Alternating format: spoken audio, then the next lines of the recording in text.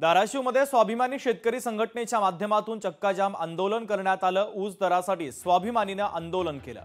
ऊसाला 3000 रुपये प्रति टन भाव द्या, स्वाभिमानी शेतकरी संघटनेने आता मागणी केलेली आहे। 28 कोटी रुपये कमवून द्यायचं काम या शेतकऱ्यांना मिळवायचं काम आम्ही केलेलं आहे।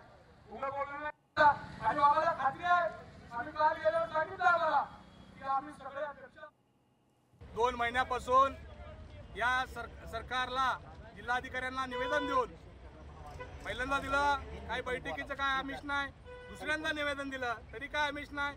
मला वाटतंय प्रशासन कारखानदाराच्या बाजूचं आहे का, शेतकऱ्याच्या बाजूचं नाही का, ही मागणी घेऊन आम्ही जिल्हाधिकाऱ्यांना सांगितलं उसाला पहिली उचल 35 रुपये दिली पाहिजे आणि त्या प्रत्येक कारखान्यावर वजन काटे हे चेक केले पाहिजे, कारण वजन काट्यामध्ये 2-2, 3-3 टनाचा फरक आहे। जर या 2 दिवसामध्ये यांनी जर कुठले कारखाने चालू केले आणि जर अन्यथा करायचा प्रयत्न केला तर स्वाभिमानी शेतकरी संघटना यापुढे गप बसणार।